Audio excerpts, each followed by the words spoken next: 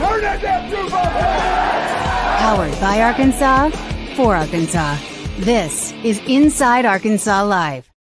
And welcome into Inside Arkansas Live here on this beautiful day here in the great state of Arkansas. I'm your host, John Neighbors, alongside Curtis Wilkerson and Andrew Ellis, and appreciate each and every one of you for making us a part of your afternoon this afternoon. Happy Friday to all of you out there. You finally made it to the weekend, and we're going to cruise you right into the weekend as we have a lot of things to talk about today.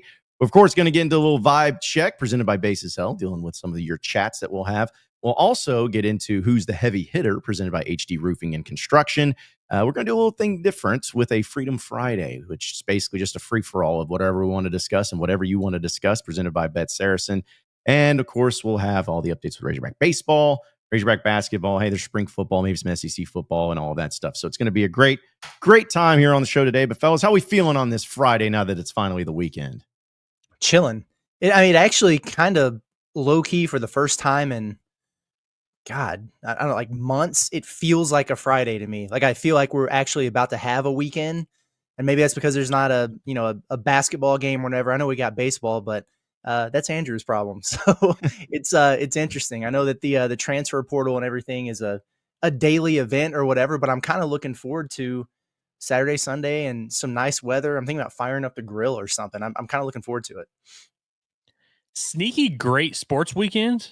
You know, you got to baseball, which is good. Obviously, no more college basketball, but NBA is kind of in their last regular season week of the year. The Masters, of course, a lot of people pay attention to that. Banger of a UFC card tomorrow night. Should be a lot of fun. I was stunned by the results of the Alumni Hall question of the day, I believe it was. I'm sure we'll talk about that.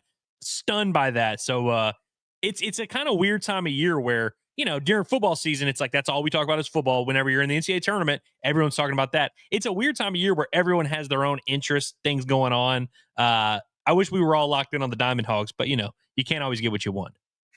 No, you can't. And we will talk about that because I was a little shocked by it too. And also with this whole Tennessee quarterback situation and spring portal news and all that. Anyways, it's just going to be a crazy time and everything. And we're going to bring up some things that happened last night as well. But still, at this point, getting into the weekend, everyone's just waiting on getting toward sort of transfer portal news that still hasn't happened yet. So it almost gets to the point to where start the show and say, hey, here's what's happened. Not really anything's happened. There's been some names maybe thrown around and everything, but that's what's crazy. And I think, again, I'll tell you what, we'll just go ahead and bring up the poll question because that's just a perfect segue. There we go. Yeah, we'll just do that. Let's do it. It's presented by Alumni Hall. We'll be there a week from today at Alumni Hall here in Fayetteville, where you can come and hang out with us. And you'll see all the great apparel that they have. They have all the different shirts, jerseys, hats, everything that you could possibly want for men, women, and kids. And it's at 3417 North College Avenue. If you come in and use code HOGSBY20, you get 20% off. And also, you can shop them online at insidearkansas.com/alumni hall and use that promo code HOGSBY20 for 20% off. Alumni Hall, the ultimate Razorback shopping experience. So it's a good segue because what the question was, looking at the sports weekend, which it is a great sports weekend, what is going to have your attention? What is the thing you're going to be focused on the most? Some of you may be focused on many things because you have multiple TVs and you're able to stream different things.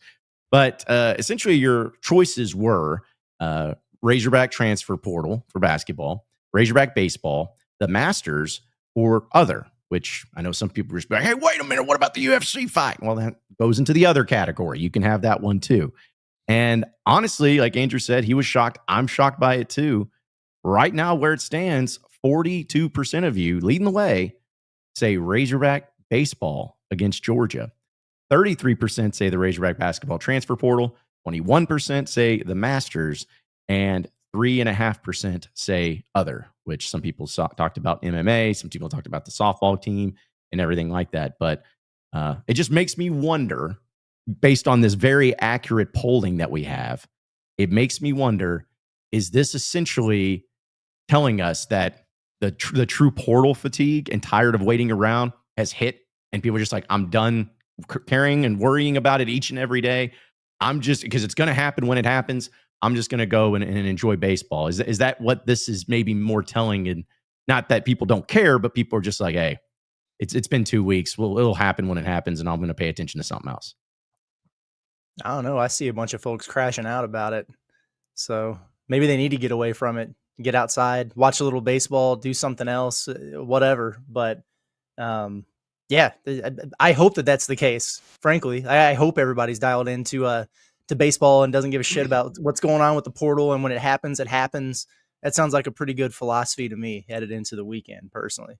I'm calling a little bit BS on the poll. One, like, I don't think that like the majority are really like that dialed in on the baseball. I think a lot of people are dialed in on the portal. I honestly, when I said I was surprised by how many people like were saying the Masters. Like a quarter of the Razorback fan base is like, I'm paying more attention to the Masters than baseball or basketball. If you are that person, and look, I'm going to a Masters party this weekend.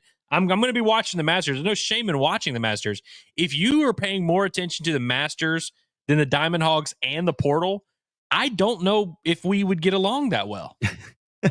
I just don't think we're the same kind of people, man. That's crazy. Yeah. I knew that the Masters is a big deal. And that's why I made sure to word it the way of like the most attention, not just what you're paying attention, because it's okay to pay attention to Razorback baseball and the Masters, or Razorback basketball portal and the Masters. It's like totally fine. But yeah, just seeing that there were that many people that were like a quarter of the vote saying, nah, I'm the Masters has my full attention, either tells me one of two things. Either one, that they just, again, have that portal fatigue and kind of over it, whatever, it'll happen when it happens. Or two, that they're just not Razorback baseball fans, which there are people out there that just, they may be Razorback football, maybe Razorback basketball.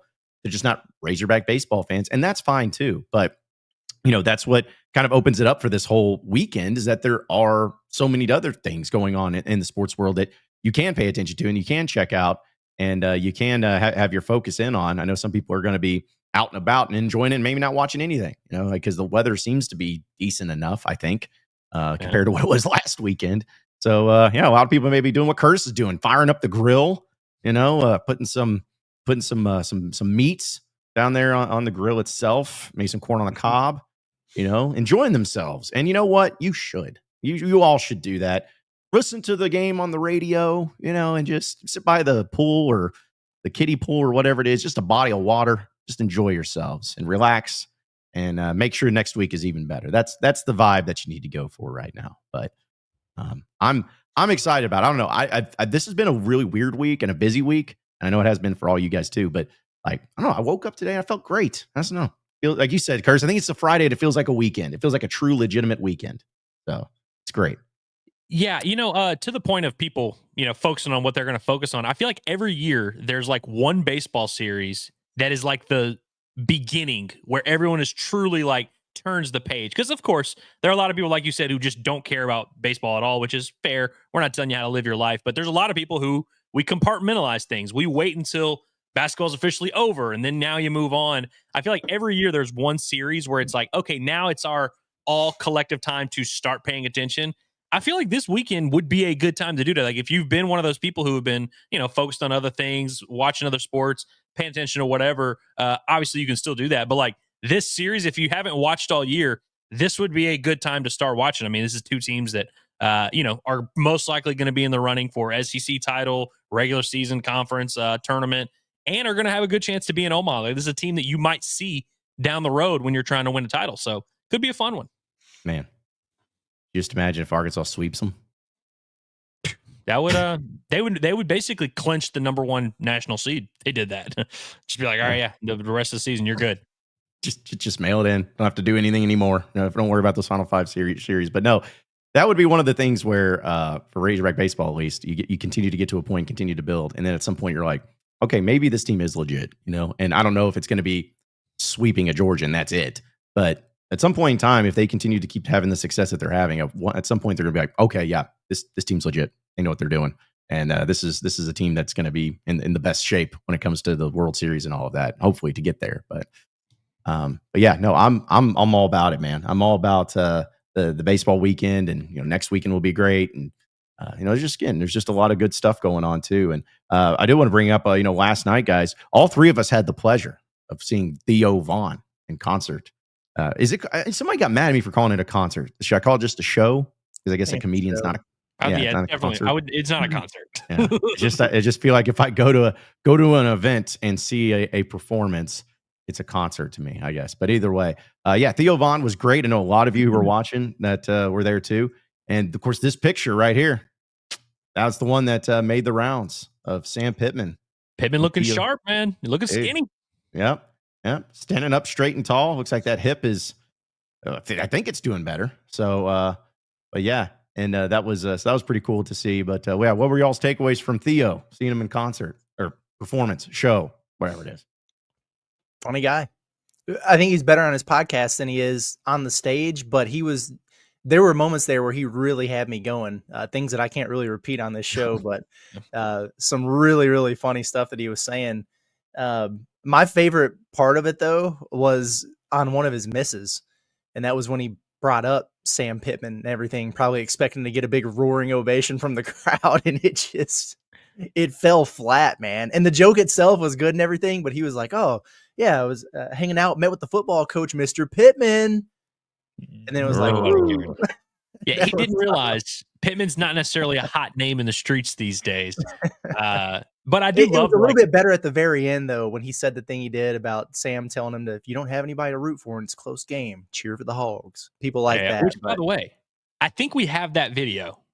Okay. Good. I think we have the video of what Theo, now, we're not supposed to be recording at these things. Someone, not going to name who it was, recorded a portion of him talking about what Sam Pitman told him when they went to work out at the practice facility. So let's see if this video is audio, if you can hear it at all.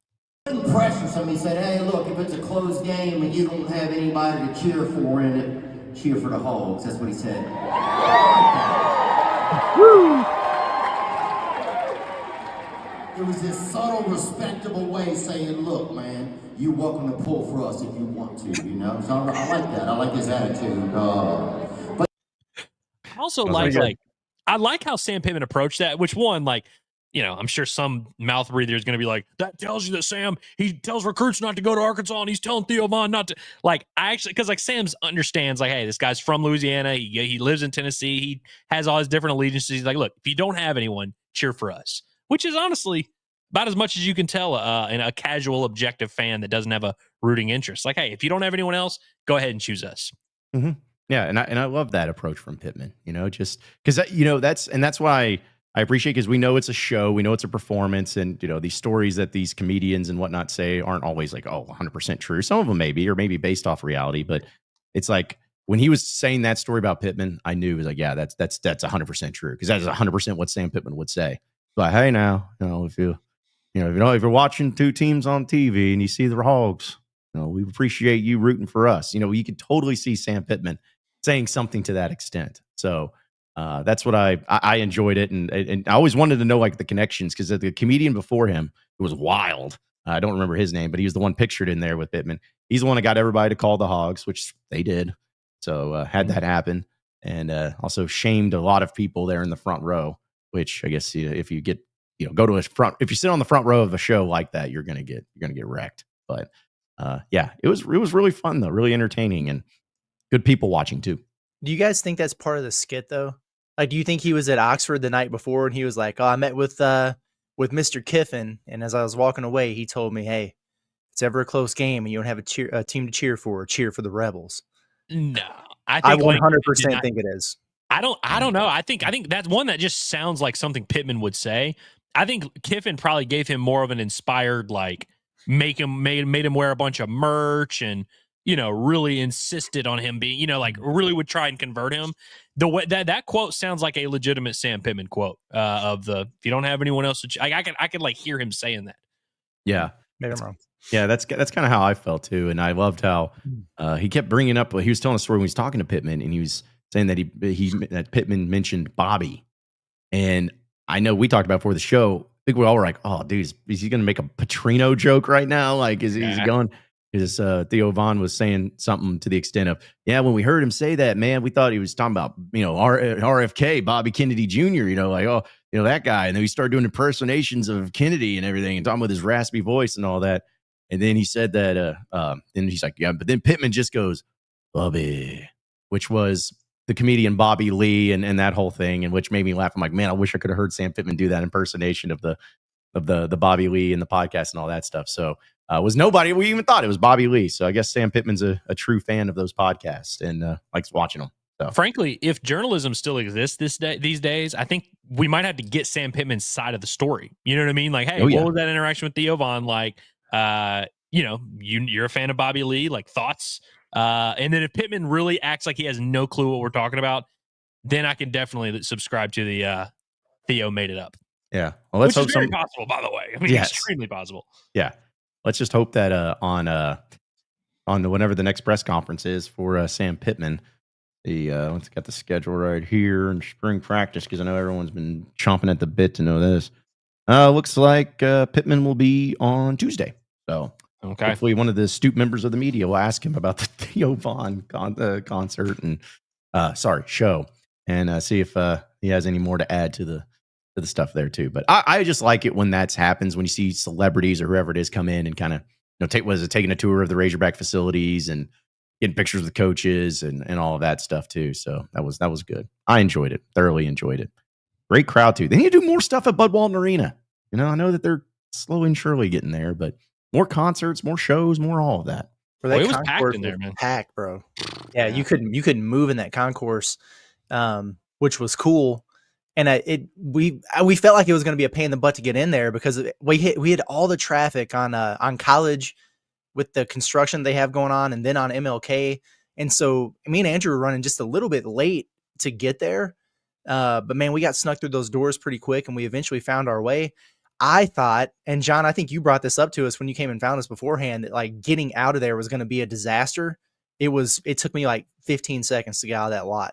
Wow. And it might've been because of the seats that we had where we were right on the aisle, kind of close to the back there. So we were able to dip quick, but I was very happy with that. It was not a problem at all. So yeah, it was packed, man. It was the spot to be. And it was like a lively crowd, I would say. It was like an older crowd than I would have thought. Like I was expecting a bunch of college age kids. There was like a lot of like 48-year-old couples on that hired a babysitter and went out for a drink. Yeah. Something to that extent. I'm curious because I know we'll get to the chat and everything, folks. But did anybody come up to y'all? Be like, hey, a guy did right before the show, and he just came over and was like, "Hey, appreciate you guys for what you do." And then we went right into Malik Diahn. What's going on, man? What's going on, Pringle? Huh? We went right into Portal talk. Oh man, yeah. I had somebody come up to me just like, "Where's Curtis? Is he here?" Like, yeah, he's here. Like, is Andrew with him? Dude, like, nobody. Yeah, he's here. That's fans' favorite question is where's Curtis? Like people always want to know about Curtis's whereabouts. I'm like, I don't know, man, but he's doing wherever he's at, he's doing his job. Like, don't worry. Where am I supposed to be? Yeah, just I don't know. Bud Walton Arena is not a place to be for the basketball guy, I guess. Yeah. It's like Waldo now. It's like, where's Waldo? It's just like you gotta start finding Curtis in the crowds and everything like that. So. But yeah, I got approached in the bathroom once, and but it was not the same situation as John's. Oh, I would hope not. Wow, it was just a hey, like your stuff, which could mean a lot of things. But yeah, so I'm sure you're talking about. I just said thanks for the support. I really appreciate it. But in hindsight, I probably should have dug a little bit deeper to see what he was getting at. Said thanks. You want to hold it? Yeah. So, at least it was in line, but it's yeah. I mean, it's something where next time if I ever have an interaction like that in the bathroom, like Bud Walton or something, I'm gonna have something witty to come back on it with. Be like, oh yeah, you're the one that ends up watching what we do and all of that. So, but yeah, it was It was great. All right, let's go ahead and get into the chat with a little vibe check presented by our friends over at Basis Health. They're changing the way healthcare is delivered by providing mobile medical visits in the comfort of your very own home. And a doctor will come to your home for all the urgent care, primary care, IV hydration, all the things that you could possibly want without having to go to the doctor's office, because waiting for a doctor in the doctor's office is, you might as well just be pulling teeth. It's one of the worst things you can do. So don't worry about it with Basis Health, because they're here for you when and where you need them the most. You can learn more about them at basishealth.org today. It's basishealth.org. All right, so let's get into the chat. A few people chiming in here, and Hunter Ratio says something's gonna pop during this live stream. I feel it. So he's just spoke it into existence. We'll take it, man. Yeah, I'm hoping so. Let's see. CS Whoosh Says even without portal editions, listening to pod and inside pod at the Palace inside Arkansas. I assume that's what he's referring to. Have been enjoyable and glad they take the time to do it every day. You're welcome. Thank you. You're welcome. Yeah, thanks for the support. Let's see. Also, Pooh Bear says Dusty May with another 7-footer. Yeah, he went and got him. Yeah, he got the UCLA kid, Ade Mara.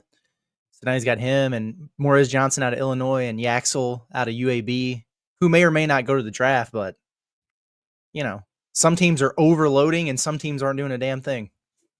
That's a beefy lineup right there from the Wolverines. Huge. I mean, obviously they they had two big dudes last year, but I mean, Yaxel's like what 6'7", 6'8", Morez Johnson 6'9", 250, and then a 7-footer. That's interesting. Yeah, that's that Stan Heath lineup at Arkansas, man. Like having Stephen Hill and Darian Towns and Charles Thomas out there. It's basically the same exact thing, if you ask me. Also, Sharkasaw says Pierre to SMU ? I mean, that's probably the lean from everything I understand on his situation. I know the rivals Kentucky guy, because Kentucky was thought to be a really hot contender to land him, but I think they've kind of pivoted to Lamar Wilkerson and everything. So the rivals guy at Kentucky reported last night that Pierre, who that's the guard from Jacksonville State that was like top 5 in the country in scoring, he's really good, but he had a top 4 that he was down to, and he was trying to decide by Monday. And it was SMU and Auburn and I think Ole Miss and Arkansas. And I know he's visited SMU. I think that's the one official visit that he's taken because at the time they were trying to offer him and Lamar Wilkerson. They might have visited at the same time even, like, hey, come be the backcourt here. And they do have a lot of money. It's just not as sexy of a program or whatever. But I think he might have had a Zoom or something, or maybe Chris Beard went and saw him. But outside of that, there really hasn't been that much there. Know that Arkansas likes him, know that they would like to go get a veteran guard, especially if DJ were to leave, which I don't expect to happen. But kind of where I'm at with Pierre, if he's trying to decide by Monday, unless he's been one of those sneaky dudes who's showed up on campus or whatever, and if he has, I don't have any intel on that. If you don't get him here for an official this weekend, or if DJ doesn't announce he's going to the portal this weekend, I just don't see how Arkansas would wind up being the choice there. So eyes on it, if he winds up pulling up, then we could get really excited about it. But right now, I'm like cautiously optimistic at best, I think is where I'm at with him. Well, and I was also, you brought up Kentucky. I liked your tweet last night when I guess they had Caden Lewis who decommitted from them. And apparently he's a top 25 recruit, and he just asked if they're in shambles and everything. He's like, hey, man, they took another L. I'm not saying that Arkansas is just sunshine and rainbows because they haven't had anything, but we'll say Kentucky's had a few tough looks. People saying, 100% Arkansas or 100% Kentucky, this guy's coming and missing out on him, and you have a decommitment from one of your best players. Sheesh. And that's a tough look for him right now. Yeah, it's so funny how triggered people got by that. Recognize the sarcasm, man. You know what I mean? Like Melo Sanchez hits the portal and I tweet about it, and there's like 300 Kentucky fans in there like, oh, Cal's washed. Arkansas is in shambles. Turnabout's fair play. And some people, and a lot of people get it. It's a fun back and forth, but some people get really, really triggered by it. Like some of their media members too. And it's like, dude, get over yourself, man. It's all fun. It's a rivalry, whatever. They're going to be fine. But if we want to pretend that losing a top 25 prospect in the freshman class is, not a big deal, then I don't know. I think it is. So whatever. Yeah. People get mad online a lot about stuff that it's just like not like really worth getting that mad about. Which to your point, like if you agree that the guy is just a random, no, it doesn't matter freshman, then you wouldn't be that triggered over Curtis making a joke about it. Yeah. Well, and then it's like also too, people have to understand the absurdity of all of this stuff, like the portal, the high school recruits and everything. It's just ever changing and ever going. It doesn't mean because they had a decommitment at Kentucky like that. It just means like, it doesn't actually mean the program's done. They're cooked. They're terrible, like all of that. But when you have fun with that, people start to really believe that other people believe that, and they're going to be protective of their programs. Like, it's not that serious. It's really not that serious at all. Just relax, my friends. Just relax. Because I even saw something that just happened It has nothing to do with Arkansas or anything, but I just laughed because I saw that Oklahoma transfer Duke Miles has decommitted from Virginia. I'm like, so a transfer guy goes into the portal, commits to a place, and then decommits, and almost like a high school player when he's like, I'm not going there. Actually, going somewhere else. So again, it's all insanity. It's all truly insanity of what this all has become. This guy's very much not mad about the Caden Lewis thing. Okay, well, I could be wrong, but I feel like KY, like, I don't think Kentucky fans like that because of the KY jelly thing. I think they like being like UK, maybe, but I don't know. If you're going to use 2 letters, you might as well UK. Yeah. But don't do KY. He's not mad about it, though, just to make that clear. Do not write it in the newspaper that he got mad. I'll make sure to put a note of it. Shout out to our guy, Quinn. Appreciate you, Quinn, for the super chat. He's like, we are competing with y'all for a lot of the same guys in the portal, which seems to be the case. Why don't you guys have an original thought and plan over there, Quinn? Yeah. Tell Bruce to stop riding John Calipari's jock and go find his own players. This is crazy. Yeah. I mean, seriously, just relax a little bit, Auburn. Like, geez, we let you have Keyshawn Hall. Just be happy with that. Yeah, exactly. What are we doing here? This is wild behavior. Oh man, like and you know what sucks, and I don't mean anything towards you, Quinn, at all. You know I love you. It just sucks because now I'm starting to see, like in football, you would see if a player was at his 5 schools and it was LSU and Georgia and Texas and Bama and Arkansas was in there. Like, oh man, this guy must be really good. Starting to get to that point now where it's like I see Auburn as that school, like I hate that, but it's true. It's like I see if there's a kid that Arkansas is after and he has an offer to Auburn, I'm like, oh, it's good company to be in. I mean, hell, remember 10 years ago, Curtis, as a guy who was recruited in the high school gyms, you see John Calipari walk into the AAU tournament, you're like, damn, hope he's not looking at the guy we're looking at, like that's just kind of one of those things. Auburn is kind of becoming that team, at least in this portal cycle, where it's like, if you're going to be in a top 5 list, you don't want to be on it with Auburn. They're getting after it, man. Yeah. Well, and it's also fun too. The thing you brought up, I had a tweet from somebody because I was tweeting about the show. We were talking about the portal and all that stuff, and it's just a Kentucky fan. It just was panic time in Fayetteville, and I'm like, I hate you all.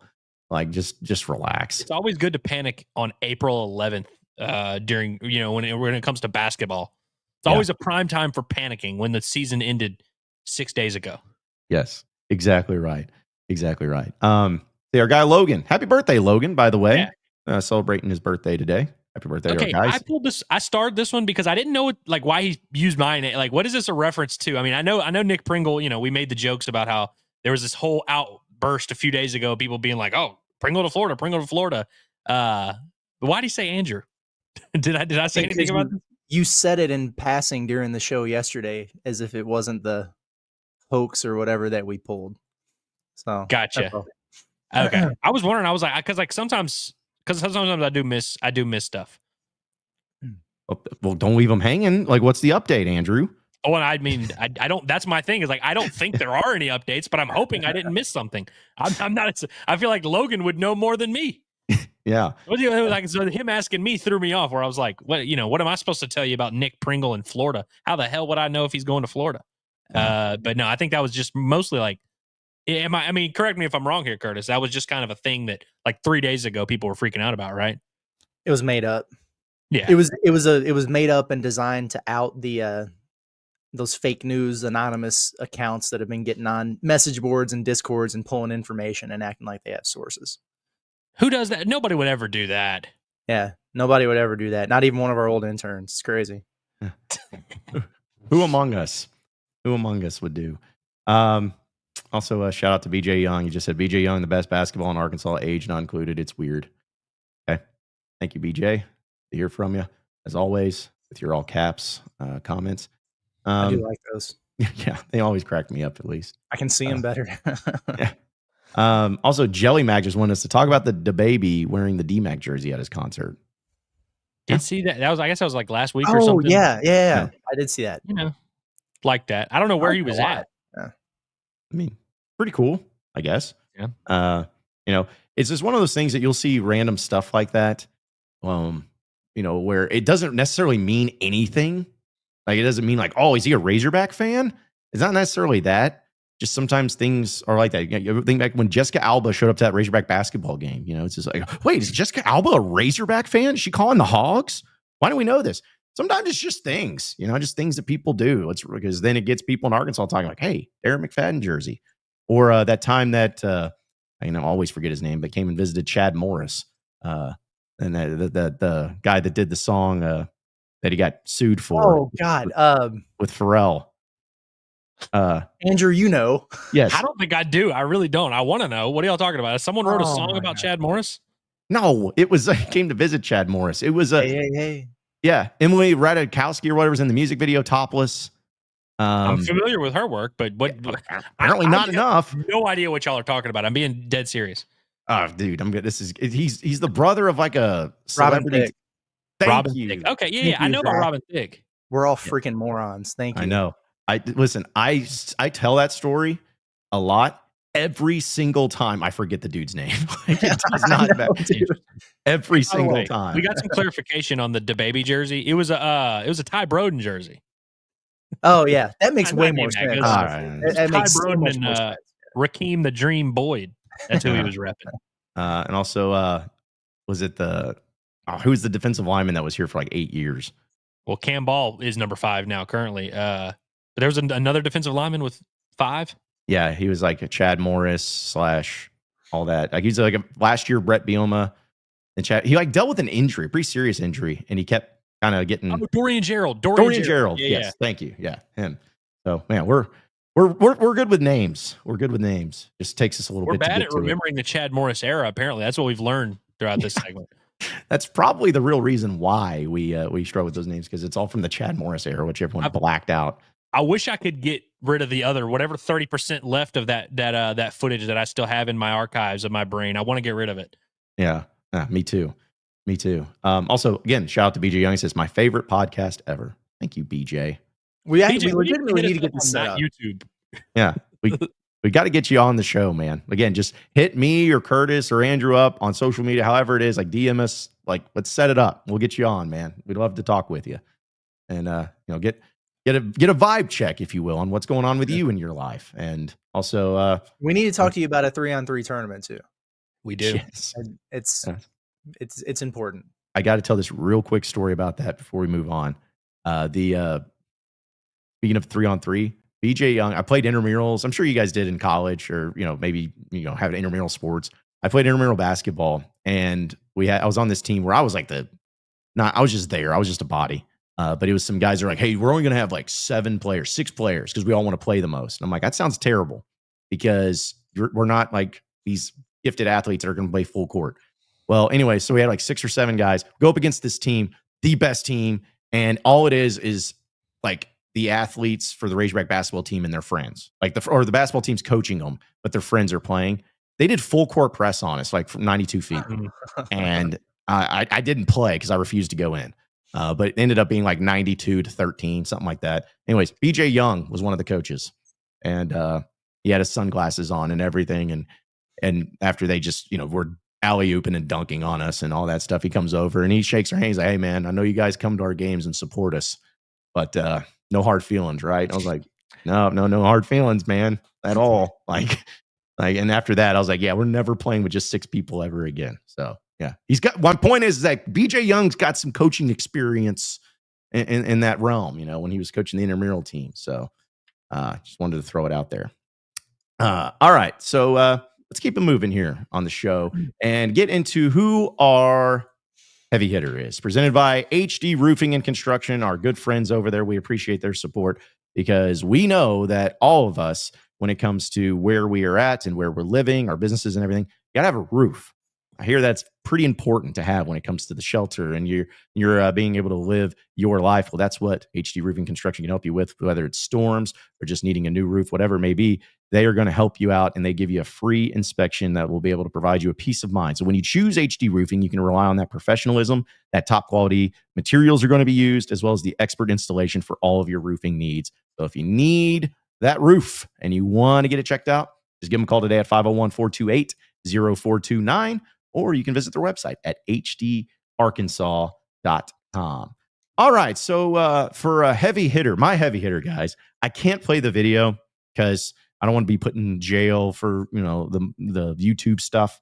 But I just wanted to say that my heavy hitter is Chris Vernon with his Masters updates.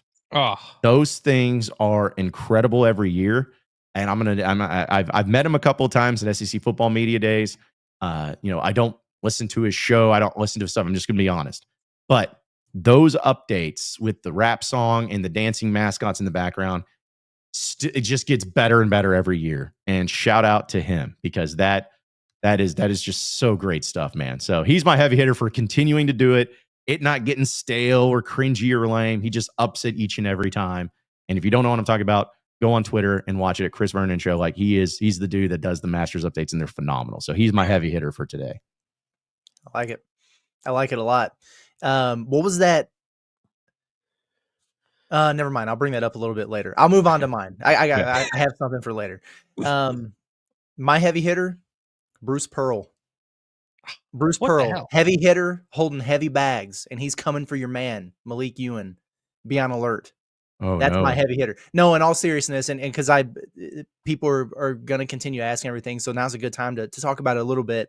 Malik Diahn, big man, Florida State, Arkansas's top target in the front court as of now.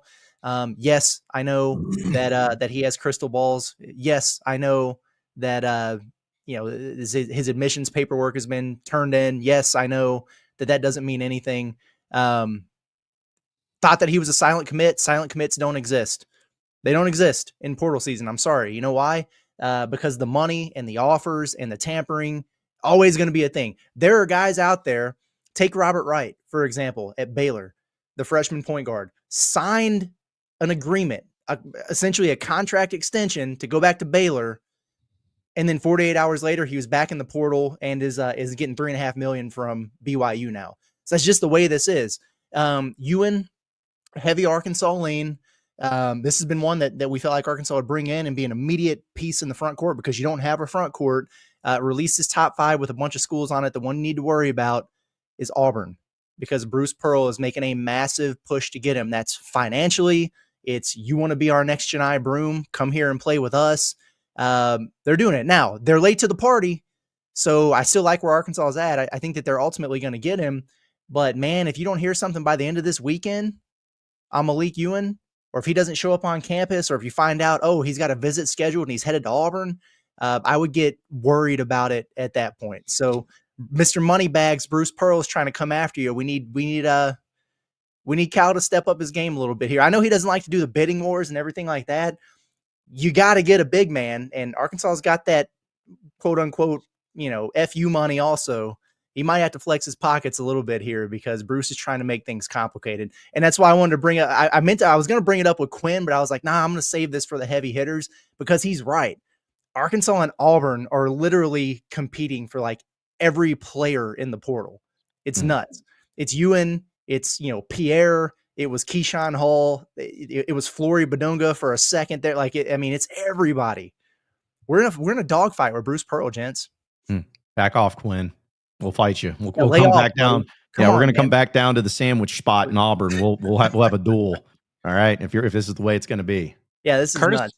are they going to have enough money for this bidding war with all the money they've spent in the portal so far? Where's it all going to go? I know. I kid. Seriously though, aren't you glad that you have deep pockets now? One, because we know Arkansas does have the money, and like we know, they haven't spent it yet, and so we know that there shouldn't be a price that Arkansas can't match. So that is encouraging. I'm going to keep it on the basketball front. You guys remember Bobby Portis? Great Hog. Yeah. He's back in action. I guess he's now played 2 games back after his very wrongful, very shameful 25-game suspension. And he's a heavy hitter in the way that he's hitting beverages courtside. Did y'all see this video? Mm-mm. Check this out. Let's hope I don't get us in trouble here. You see Bobby hits this 3. Now here he is on the sideline. Smacks this beer that goes flying everywhere. I don't know if I can get the video bigger than that. I might even have to play it again. Pay attention to his feet. There's a beer that goes flying. Oh, wow. Floats all over the place, courtside. So he's had a couple good games in his return, just smacking beverages. Make sure you're holding. If you're sitting front row at the Bucks game, make sure you're keeping track of your beverages. Don't have them on the floor when Bobby Portis is hitting fadeaways. Or It doesn't matter what game you're at. If you're sitting courtside at a basketball game, don't have your beer on the court. Like what? Yeah. I mean, there's so many things that could happen. Maybe they don't have cup holders or whatnot, but yeah, I see that, and that's the first thing I think. I was like, what kind of idiot is just having his beer right there? Be like, nothing could happen here. Like, come on. Yeah, What that are we is doing here? it is wild behavior. And of course, I mean, I can't do a heavy hitter segment without mentioning some type of baseball deal here. We talked a lot about Cam Kojal when he was on his way back to Vanderbilt, and obviously it went very well. He crushed it against Vanderbilt, got some revenge on his former team. Who has that opportunity this weekend? Mr. Justin Thomas, the starting center fielder for the Arkansas Razorbacks, began his career in Georgia. Shout out to his dad, by the way, Justin Thomas Sr. This is going to be the first weekend all year that he's gotten to watch Justin play for the Razorbacks. He lives in Georgia. That's where where Justin's from. He has not gotten to come to Baum Walker yet. He has not gotten to experience that. I'm telling him, I'm like, dude, you got to get here for whether it's May for some of those series or postseason, but like, I really want his dad to be able to come see him at Baum, but he's going to get to see him this weekend, which is cool. So shout out to them. Also, I didn't realize this until DVH said it. When Arkansas played at Georgia 2 years ago, Justin Thomas didn't play in that series, but he was like, we watch every team's BP. We're always keeping track. We liked what we saw from Justin Thomas then. We kind of kept an eye on him. We were like, hey, this kid's really athletic. Hasn't gone well for him as a freshman, but we're intrigued by the skill set. They kept their eye on him. And shout out to Cullen Smith, who landed Justin Thomas for the Arkansas Razorbacks out of the portal because he recruited that JUCO that he same JUCO or not. I don't know if it's the same JUCO, same region as Caleb Cali. So good to see Justin Thomas. Let's hope he continues the trend of dunking on his former team like Cam Kojal set for him a couple weeks ago. I hope so. I mean, because not to get too weird with it, because he's still like they're still playing, but for a 9-hole hitter, I think he's batting like 286 or something. Yeah, like he's hovered around that 300 range for a while. Walks a good bit. Like he's done more than enough to just kind of stay in there. Yeah, I mean, being 9th-hole hitter, I'll take that all day. All right, shout out to Quinn once again. Super Chase said, "Daddy Bruce coming in late. Let's land him. Shut up. It ain't happening, Quinn. Yeah. Back off, buddy." Yeah, like I said, we're gonna fight. We're literally gonna meet in the Alma Sonic, and we're gonna have a fight that breaks out. Let's see. Shep says, "I have a heavy hitter." Says Farmington girls coach Brad Johnson taking a job with Coach Music at the U of A. He was my first coach ever. He started my career at my alma mater in 2000 at Plainview Rover. Yeah, I saw that. Very That is cool. pretty cool. Yeah, I saw that too. That's neat, man. I like that. I like seeing that when folks get an opportunity like that. It's really cool, man. So, and it can propel and launch a career. You know what I mean? Into something bigger than you ever thought it could be. But that's cool to get noticed, build the relationships that you had to build to get to that point. That's awesome, man. Just see Jersey just hit the portal again. I was going to bring that up. Yeah. Really? We were talking about women's basketball, so I was like, oh, but Yeah. Did she get a ton of run at LSU this past year? didn't look like the stats were that great. Gotcha. No. Said 4.5 points per game, 3.4 rebounds a game, shot 63%. But yeah, he is entering into the portal. Maybe she comes back home. New coach. Huh? I like that. not. I like that. Yeah, why not? That's cool about the Farmington coach. I'd seen that Arkansas was hiring Brad Johnson. I thought that they landed the former Buccaneers quarterback, NFL Max Johnson's father. I thought that's who they were landing. But this is still a cool pickup, still cool for them, and I hope Jersey lands on her feet. Yeah. Yeah. Well, I saw that too. I was like, oh yeah, her, and I guess she still has eligibility. I just never know. I just need to assume that everyone has eligibility because that's just the way it is. So, I tell you what, a couple of other chats here too. Shout out to Ben Stone. He says, my first grandchild was born last night. Congrats, Granddaddy Ben Stone. I did not realize he was a grandpa. Or Like that. I guess now he is a grandpa, Yeah. but Congrats. congrats, man. That's awesome. Yeah, absolutely. Also, David just says, is Arkansas falling behind in basketball and NIL now? No. I cannot tell you that there's no reason to even explain it. No, that is not a thing. Whether or not John Calipari spins it or not is another discussion for another day. But no, he will. It'll be fine. But did you guys see the Travis Branham tweet about 8 teams in the country that are expected to have $10 million plus payrolls? Arkansas is one of them, folks. Yes. Okay, I'm glad you said that, Curtis, because I had the same reaction where I was like, you know what, that sounds about right, and we knew. I think 12 million was kind of the range we had heard, and so I was like, Arkansas would be among those 8 teams, like that makes sense. But I saw a bunch of Hawk fans complaining about it. They're like, all these teams are spending 10 million. Why can't we? And I'm like, wait, I thought we were in that group, or at least we're going to be. It's only because they haven't. And I think people probably aren't taking into account. I mean, you're gonna have to pay to get your 4 returners back. Yeah. Do we think that that the 2 McDonald's All-Americans and future first-round draft picks came for free? You know what I mean? For the So goodness of their heart, they just want to get better. they're probably already halfway there or more, honestly. Yeah, and then when they go out and get 3 or 4 portal pieces or whatever, I would be stunned, man, if they weren't pretty significantly over that $10 million mark. It's just the cost of doing business this year. I mean, realistically, what was last year's roster? About $8 million? And that was with Nelly Davis making whatever he made. Like, at that point in time, those seemed like massive deals. They were probably in the top 8 last year of roster. For sure. With only 9 guys. Yeah. So. Well, and then also too, this is the whole point where if you want to know the ins and outs, if you want to know details, if you want to be like, well, I need to know how much or whatever it is. Here's my whole thing about this. You know, Arkansas is one of those teams based on this one fact. John Calipari is your coach. John Calipari would not be here at Arkansas if he felt like he wasn't in a position to be having one of the top, like one of the 10 programs that's spending that much money. Like Cal would be like, I can't win and compete for the recruits with having anything less than that. So either I'm going to go somewhere else or whatever. John Calipari is not going to be the head coach of a place that does not have everything that he needs to win a title. Plain and simple. Yeah. And I see this comment here, which is honestly a good question from Mitchell. He says, is there a genuine argument for Cal not emptying the bank on a roster if he has the green light from Tyson? And to your point, Curtis, when you haven't spent the money yet, it is fair to question where it's like, kind of, what's going to happen here? But I think that I agree with John's assessment that like, this was part of the deal when Cal came here, is that you were going to have this money and they were going to have to be big spenders. And so again, I've said it all along. I would be stunned if we just look back at the end of this in July and we're like, all right, yeah, let's give this $5 million back. We'll keep the change, Johnny. Yeah. The other thing to consider here with the slow play and stuff, and I basically guaranteed, I was like, I just don't see a world where Arkansas doesn't have a commitment by the end of the dead period. Well, here we are. So yeah. I was wrong. But to defend, I guess, Calipari a little bit here, he's been very clear about, if you're just here for the money or whatever, like I don't want you. And it's not coach speak. Like he really is serious about finding the right fits. The biggest part of that though is if he's going to offer you crazy money to come play on the basketball team, he's going to make daggum well sure that you're worth it and you're the right kind of fit for what they need, and you're in it for the right reasons and everything, which 99% of the time with Cal is going to mean he's going to get your butt on a visit on campus.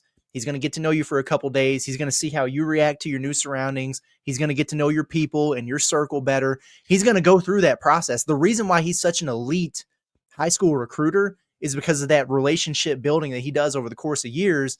Now it's very compact because the transfer portal moves so fast.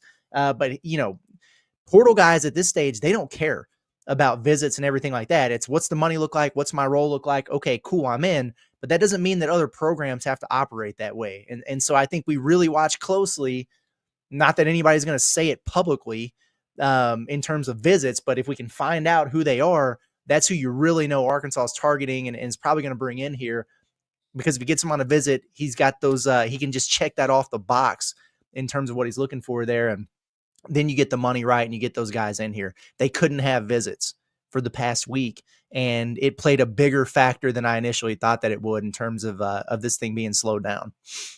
I'll tell you what, we'll continue to do that and talk about that and get to your chats, folks, as part of your Arkansas update presented by Davis & Garrett Insurance, your independent auto owners insurance agency, securing what matters the most. Because Barry comes in and says, DJ knows he will be the starter. He started over Dillingham and Reed. UK also had Reeves, Justin Edwards, and this guy named Theo listed at guard. Not understanding the concern regarding DJ leaving, nor about portal guards not coming to play for Cal over concerns about playing time. First and foremost, it's Cal. Well, I mean, you're probably right in that DJ knows he's going to start. I don't think there's any question in my mind about that. The question is, does he start at point guard over Acuff, or does he start at the 2 over Malik Thomas? But either way, he's going to play at both of those positions. Now, the part about bringing the other guys in, that's been the question that I've always had in my mind, because guys are going to want to come play for John Calipari, and guys will have seen that he's played several guards or whatever in the past. You got to be able to sell him a role though. Like if right now you've got 5 guys and 4 of them were, former All-Americans, McDonald's All-Americans, and one of them is a former 5-star, and you're trying to sell a 6-man to come in there and find a decent role, for 3 spots on the floor, that's complicated. Like, you would really have to sell me on that or overpay me to come do that. And I think that's part of the issue here in terms of adding. Everybody wants to see that shooting, and goodness knows they need it, man. But if you're going to bring it in the backcourt, especially with DJ back, I mean, it's a math equation that I'm sure the staff has figured out. And I'm sure they have plans to, throw out there to all these guys that they're trying to bring in. And hey, this is how it would work when we have 45 guards on our roster for you to come in and play also. And this is what your role would be. You got to be able to sell them on that. And I don't think it's as easy as people might think, especially when you have other programs like Auburn, like Kansas, like many other around the country who've been completely gutted by the NBA and graduation and the portal or whatever, that are heavy hitters with big money also, that can say, we have no one at this spot. So here's a couple million and here's 35 minutes a game. Or do you want to go to Arkansas and play in a log jam with a bunch of future lottery picks? Yeah, and I mean, we would be fools to think that other schools would not, like, say Arkansas did get that reaffirmed commitment from DJ Wagner. All right, he's 100% back. We'd be stupid to not think that Auburn, Kansas, whoever would look at that and say, yeah, you really sure you want to go over there? To some people in the chat's point, like, we've seen players have success. Like, I mean, it didn't stop Reed Shepherd from being a top 5 pick. We had that argument 1,000 times, but it definitely, you're right, Gert, it's a math equation. And I think Knox and Richmond are also the people that people kind of leave out of this conversation. I know they're not necessarily, combo guard, point guard type of ball handler guys necessarily, although Richmond, we saw him run the point. Those guys are going to play a good bit. Like, Carter Knox is going to play 30 minutes. Billy Richmond's going to play a certain amount off the bench. Like, they kind of factor into this conversation as well. So you add them, add the freshmen, add potentially DJ. You're right, man. It's really hard to really look someone in the eye and say, yeah, man, we got you. We're going to get you X amount of shots, X amount of minutes for sure. No doubt about it. You kind of have to manage the egos a little bit. Yeah. And also too, like, it goes back to the whole point of, like, the way the current state of how college basketball is and coaches and everything. Like, it's not telling anybody that they don't already know, but I think, like, basketball is just a much more difficult thing where it's from my understanding, at least, it's the team sport that is the most popular, but has the least amount of players or the least amount of roster spots. And so it's just, having one, in football, if you have one player that you take a risk on, or one player you promise something or whatever, if you lose them or if they're not living up to it, I'm not saying it's great, but it's not going to make or break your team. But in basketball, if you do that with one player, and if you make one screw up, like by saying, oh, I want this player over this player, or I want to play this player over this player, whatever it is, that can completely destroy the entire season. I mean, it's just that impactful. And that's where I have to remind myself that with basketball, with Cal, with all of that, that's what it's about. It's about making sure that you got the right stuff and the right people, and doing all of your research and time again, because if you make one mistake on a player, it can change the entire outlook of your season and your team and everybody involved. So I think it also, for me, it comes back to just clarity. That's the word we've used a lot here. And that's what we've been begging for like 10 days now, where we're like, listen, ultimately we will talk ourselves into whatever we are presented with realistically. I mean, not even just Hog fans, just in general, like DJ Wagner, we've banged the drum for him a lot of what he brings to the table, what having a veteran guard like that means. So if we get that announcement, DJ Wagner's coming back, we will gladly talk ourselves into it. If we hear that he's leaving, we will gladly talk ourselves into all these different options in the portal, but we need that clarity so that we can even know how to approach it. And I think the coaching staff, they're probably having a lot of these same conversations of which route do we go? How do we go about this? And so it just sucks while we're in this limbo game, because we don't even know what gymnastics to do mentally. We don't even know what kind of roster we should be prepping to talk ourselves into. And it's been a debate all morning on the Discord, and I get it, but it's like, okay, Cal did the 9-man roster thing this past year. God, that sucked. We got to get more depth. Well, then when we start talking about more depth and adding these pieces and everything like that, it's like, well, but how does it fit? Like, where's that guy going to play? That doesn't make sense. So do we want more depth or do we not? And, do we want to go spend that money and, get the big splashes and the game-changing players, or do we not? Because then that might hurt Trevin Brazil's feelings, or, Billy Richmond's feelings, or whatever. Do you just figure it out? Or do you go get, role players who might be less talented that bring a particular skill set? But then when we do that, then you've got the other side of the crowd going, he's not good enough. Like, what, we got all this money. What are we doing? so you can look at it a million different ways, and we just don't know what Cal and the staff are going to wind up doing when it comes to putting this thing together. And I think that's what's tricky about it right now, because it's true. The 9 guys thing didn't work. Would it have if you weren't injured all year? You know what I mean? So now if they go to 11 and you've got some guys there with expectations or whatever, and you don't have, Nelly Davis falling off a golf cart, or Jonas Adu coming with a broken foot, or, like what the heck ever, then you have a logjam. Like, somebody's going to be upset. Cal wants to avoid that, but it's that double-edged sword of, do you want to put yourself in a vulnerable state in terms of your depth, or do you want to put yourself in a vulnerable state in terms of people having their feelings hurt on the end of the bench because they're not good enough to play? You're going to have to choose one side there. Like there's really not that much middle ground, if we're being honest. And as frustrating as it is to not have answers, not have already commits, not have things to know that we have to lean on, wouldn't it also be worse to load up on role players and not really be able to have your imagination run wild? It's kind of like, all right, you've kind of shoehorned yourself into a roster. So I guess that's the silver lining, is we can still have all these conversations where if Arkansas had gone ahead and ponied up and gotten a couple role players already, we maybe wouldn't have as much flexibility to have these fun and enlightening conversations. That's right. And a student section says the portal miss that hurt me the most was Bashir Jr. Some would argue that was cause for my crash out yesterday. Well, and to your point there, I think that would have been an ideal type of fit. Like if you're trying to add somebody, big wing who's just very strictly, in my opinion, a specialist. That's the dude who shot. He made 100 and some odd threes, and he shot a higher percentage from 3 than he did from the field. And a great percentage of his overall shots were from 3. I feel like you need a specialist like that. He seemed to me, and maybe I'm crazy, but like he would be a guy who could come in. He wouldn't necessarily be expecting to play 32 minutes a game, and he would be in there for one reason and one reason only, and that's to stretch the floor and knock down threes. That would make sense to me. And so I agree. And I don't know. It sounds like they had a Zoom with him. I don't know how hard they actually pursued him. He went to Kansas State or something. But that type of fit would have made a lot of sense to me for sure. Kansas State is like I'm trying to think of the NBA team. Like the Magic are kind of like this. The Kings historically have been like this. Like the team that if you just don't care about anything else, you just kind of want to get paid and run the show. That's where you go. Yep. Yep. Seriously. Yep. Absolutely. Trey says, are you guys surprised that we haven't heard any rumblings of visits or had anything out about someone on campus today? Nope.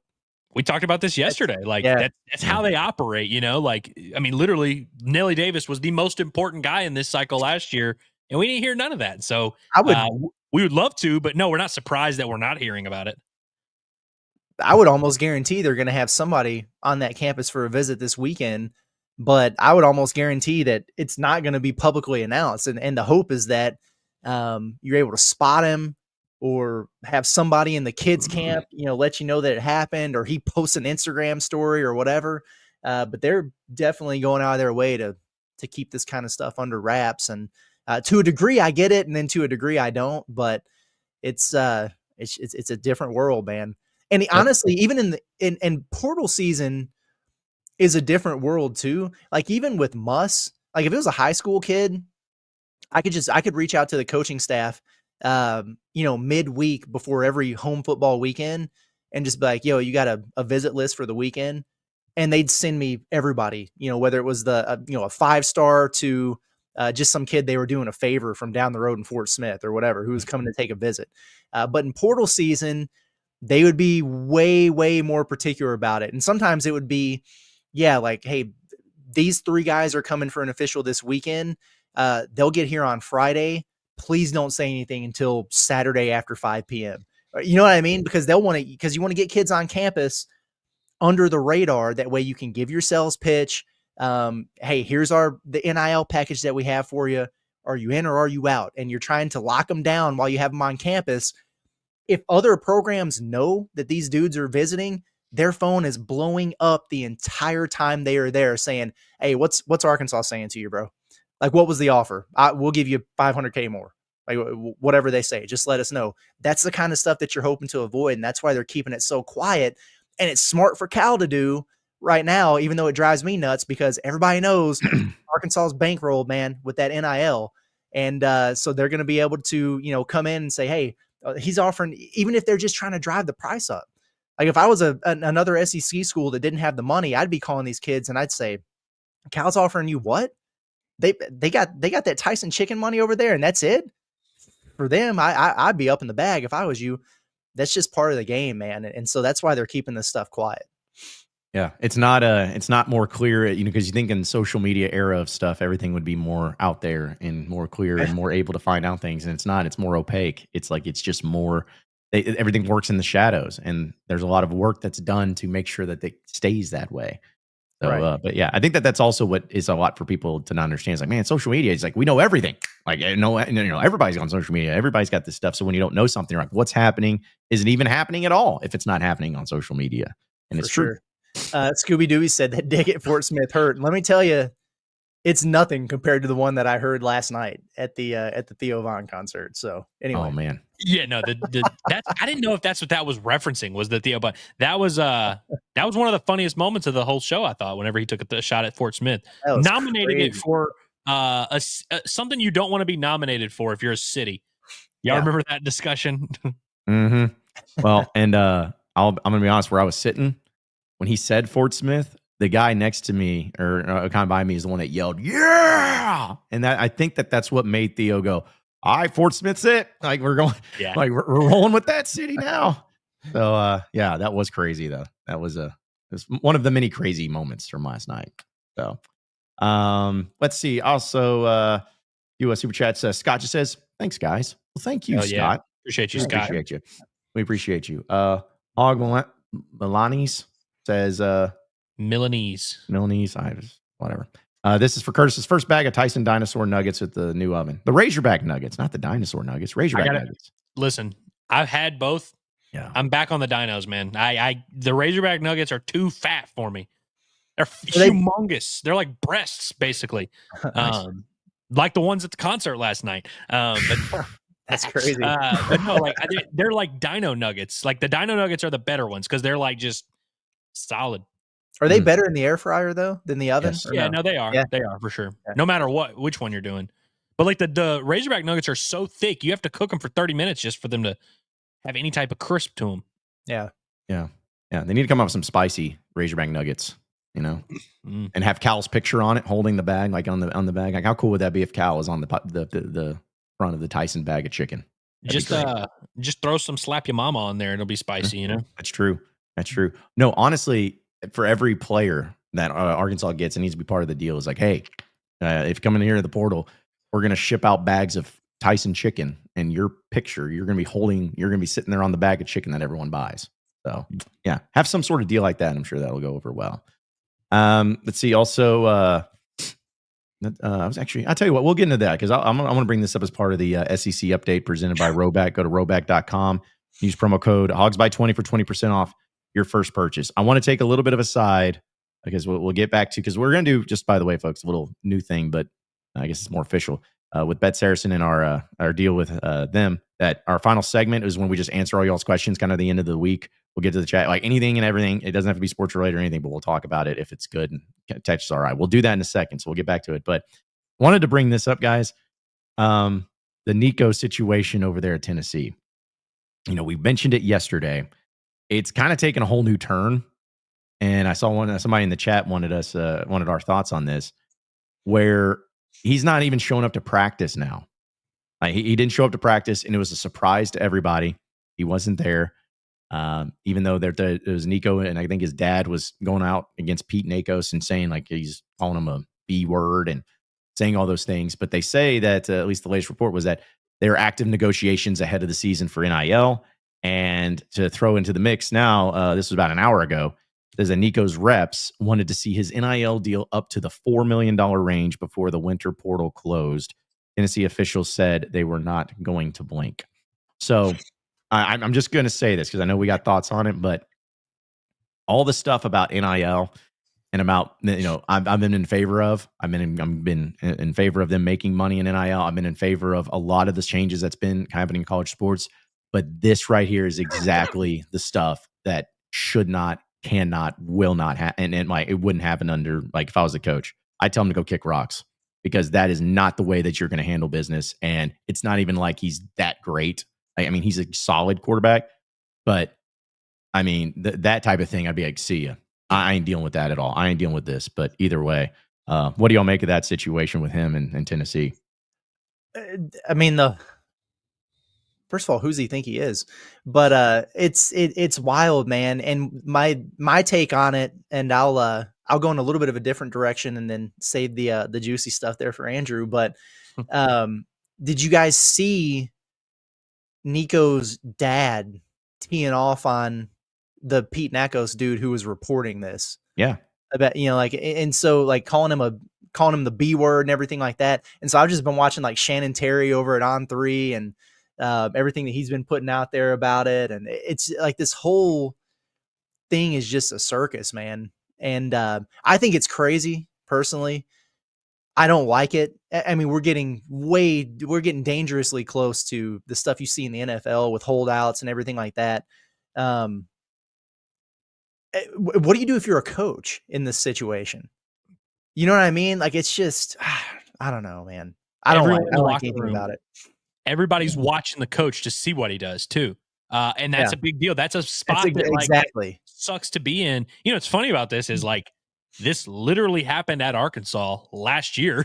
It just wasn't with it wasn't with the quarterback. It wasn't with high name players. You know, national reporters don't even know who Keyshawn Blackstock is or whatever. But like, this was a thing that like Arkansas dealt with. And so everyone's kind of dealing with this. It's just crazy to see a quarterback who, again, by the way, you want your quarterback ideally to be the leader of your team, to be the guy who's telling everyone else, hey, no, stick around. We're all rowing the same direction here. It sucks, man. And you know what sucks about it is Nico's coming off of an extremely disappointing season. Now, he's a great, very talented kid. He's probably going to be great this season. He's probably going to be one of the best quarterbacks in college football. He's just that talented. He might be the first quarterback drafted. But he's coming off a year where he did not live up to those expectations. So for him to be strong arm in Tennessee is actually like, I mean, it's tough, but also it's like, it'd be one thing if they won the national title and he was like, you know, the best quarterback in the country. And then he's like, hey, listen, I deserve to be, but it's like, he's coming off a year where he was very disappointing. And so if you're Tennessee, I mean, probably too late for you to go out and get, I mean, like I heard some people being like, oh, they should just pick up a quarterback in the portal. What the hell quarterback are you going to get in the portal right now? Tough. Jacoby Criswell, you know what I mean? Like, it's mid-April. You're not going to be able to get a starting level quarterback in the SEC, and you're definitely not going to get someone as talented as Nico. And so I think that's probably what Nico heard. Which, by the way, you know, his dad can be mad about the reports or whatever. He literally did not practice yesterday. Right. Literally, you know, maybe this is all a sham or whatever, but you have a lot of, like, to your point, Curtis, a lot of very prominent names, respected, plugged-in people who are reporting about this. I don't think this is just a made-up situation. By the way, we'd be remiss if we didn't mention this is the older brother of Arkansas's freshman quarterback. Right. We've been hearing a lot of great things about in practice, which is great. Yeah, we'd be stupid to not think that Arkansas could be in this exact same situation in 2 years. Right. And it's interesting too, because, you know, like Pete's getting, you know, raked over the coals about, you know, from this dude's dad and everything. But even in Nico's dad's tweet or whatever that he put out there about it, like, he's acknowledging like, hey, this national reporter is, you know, getting from what he calls a close source that he trusts his life with from the coaching staff at the University of Tennessee that this is a thing. And instead of running with it right away, Pete called his dad to try to get some information on it. And the dude was like, oh, I don't know what the hell you're talking about. And puts this thing about it, like trying to rake him over the coals. And then he doesn't show up to practice for, I mean, it's just, it's crazy, man. It's wild to me that Pete is catching any heat at all over this. By the way, the number 4 million specific number, are we seeing JT Toppin's influence on college athletics? The other day, remember I talked about this? I was like, JT Toppin, I wonder if Texas Tech put that number out so that other people would pay their people 4 million. Did not think we were going to cross sports, but I'm being dead serious. I wonder if Nico saw that number and was like, wow, this basketball player at Texas Tech got 4 million. I could get 4 million. I mean, look, that's probably an oversimplification, but like, it's a specific enough figure that we just saw the other day. Yeah, no, I mean, I think there could be absolute some truth to it because it's always about the value. You know, like some people in professional sports, whether it's football, basketball, or whatever, this be like, I want to be the highest paid so-and-so, highest paid guard, highest paid quarterback. And that always means something. And so when you see somebody like JT Toppin, I don't know if he is the one that's getting paid the most. But it's like, if he is the highest paid college basketball player at $4 million, then maybe that's something that Madden's like, I want to be the highest paid college athlete, out of NIL. It's just, I hate it. Like, and I am not somebody who's anti-NIL at all. I never have been, and I never will be. I hate this. I hate this so much. I think the immaturity and all this is doing is costing him. And again, like if he was somebody like an Arch Manning who had a Heisman Trophy winning season last year and wanted this, I still wouldn't like it, but at least I'd a little bit understand it. Like I was like, hey, getting while the getting's good. I get it. But like, who are you to get? Like, where do you get off saying that that's what you deserve, and then you're going to hold out in spring practice until you get that money?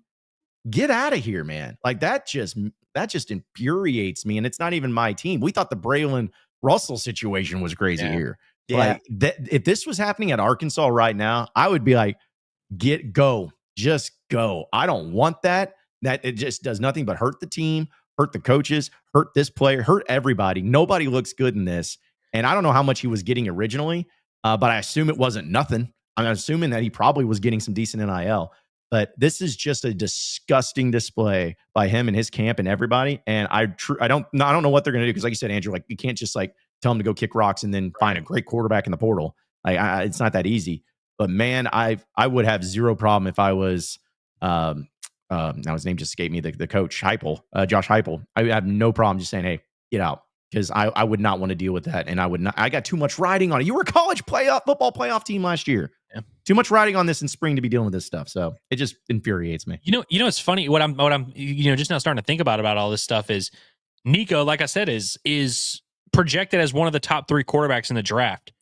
What the hell are NFL teams thinking? You know what I mean? Like, and look, I don't know. They may not care at all, really, realistically. But also, if you're Nico, is that not in the back of your mind that, like, hey, if all goes well, if I stay at Tennessee under Josh Heupel, who, as we know, might be the best quarterback coach in the country, I have the year I'm supposed to have, I'll be the number 1 pick. I will get paid I'll sign for $50 million. Obviously, I'm sure you'd like that money now, but it's like doing this over $4 million, which $4 million is obviously nothing to scoff at. But I'm like, I'm not telling this kid how to live his life, but it's like, I feel like causing this public stir probably is not going to help in any regard. Like, it might help you get paid right now, but like, is that going to help you whenever NFL draft teams are like, hey man, what the hell was that? Yeah. And if you successfully do talk your way out and someone else pays you that $4 million, is it going to be a better quarterback coach than Josh Heupel? Is it going to be a better situation than what you're at Tennessee? Mm-hmm. Yeah. I don't know. And then, I know we'll move on and get into some other things, but it also, I think somebody tweeted it out that if Tennessee's spring game was tomorrow, it'd be the most watched spring game of all time, which it might be because everybody would be curious. But that's what's the falling out. Even if the stuff gets resolved and all that, Heupel, what do you think the first thing he's going to be asked about when he does this? Not about the quarterbacks and or about the depth chart or about the injury reports or anything like that. It's going to be about this. What do you think some of the players, if they do player interviews or whatever, what do you think they're going to be asked about? This is going to take over their program and going to be the number 1 forefront, even if it gets resolved. And if it doesn't get resolved, it's just going to make it even crazier. And then when Nico, it makes me wonder, do they bring him to SEC football media days? Because if he goes to media days, that's he's going to get asked about, man. Yeah. So it's not just a simple like, oh, well, this thing's a crazy story, but then once it gets resolved, it goes away. No, this ain't going away. This is going to be something that is going to get talked about, mentioned, discussed the whole time. So anyways, crazy stuff. At least, hey, now Arkansas is going to beat Tennessee now, guys, next year, because they're going to have problems in the locker room, culture and all that stuff. So, bro, they were going to do that anyway. They own the ball. That's true. Yeah, true. The Hogs got the lower maintenance Maliava. Yes, exactly. All right, let's go ahead and do a little Freedom Friday action here, presented by BetSaracen, the number 1 sports betting app in the state of Arkansas. Download it on your iPhone or on your Android. You can also get to betting online at betsaracen.com. And essentially what this is, folks, anything and everything is we got about 15-ish minutes left here on the show. anything and everything you want to ask us about, talk about. We can do, well, some of it will be rapid fire. Some of it could be bigger stuff. But if you want to get in the chat and let us know about it, we'll do that. But a few things. I want to get to some of these super chats because we do appreciate them. Like Quinn once again says, Abdi didn't want to have to come compete against his brother. Brother played in JUCO and is coming to Auburn. So it's true. And you know what? I actually completely forgot about that because I automatically assumed when he hit the portal that he was going to actually, before he even did that, he was going to go to Auburn because of that.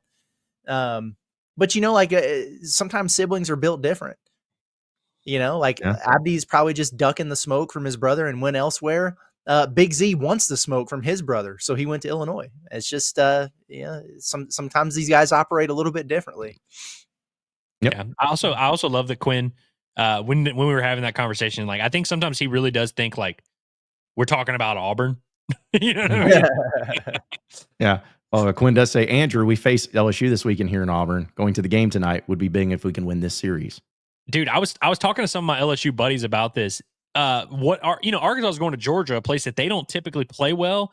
Auburn's field is like a house of horrors for LSU fans. Like they do not like it.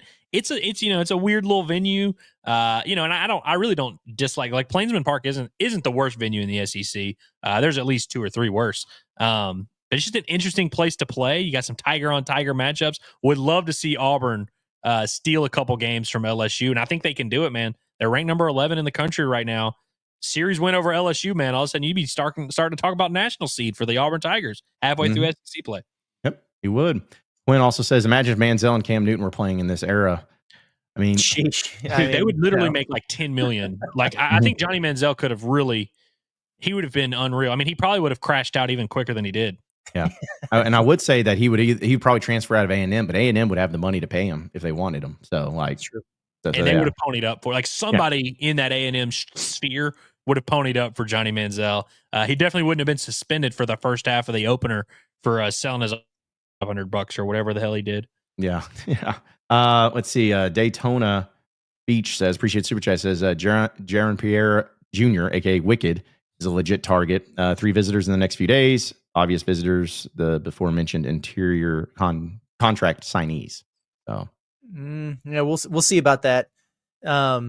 There's nothing official or confirmed on the Jaron Pierre visit front for Arkansas just yet. Nick Pringle's already been to campus, and that's one of the front court guys we're talking about.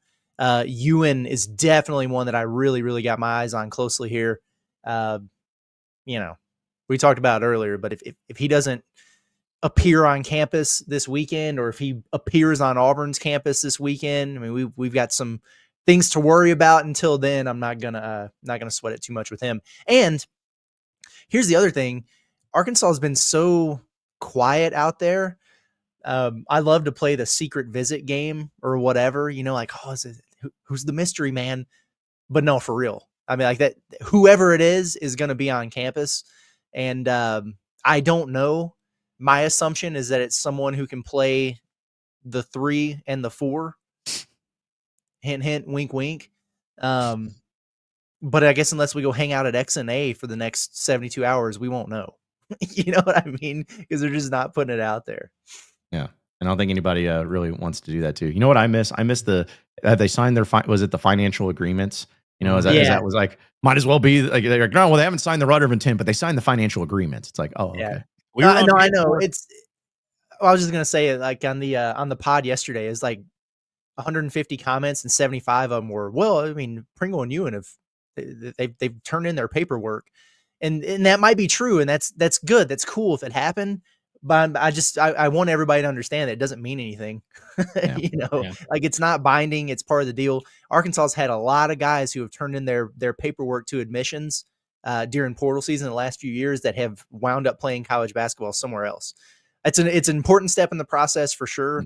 And I do and have liked where Arkansas's been with those 2 guys, in terms of getting them in a uniform next year. But just because you hear that they, filled out an application or turned in their transcripts or signed the Pell Grant paperwork or whatever, it doesn't really mean much.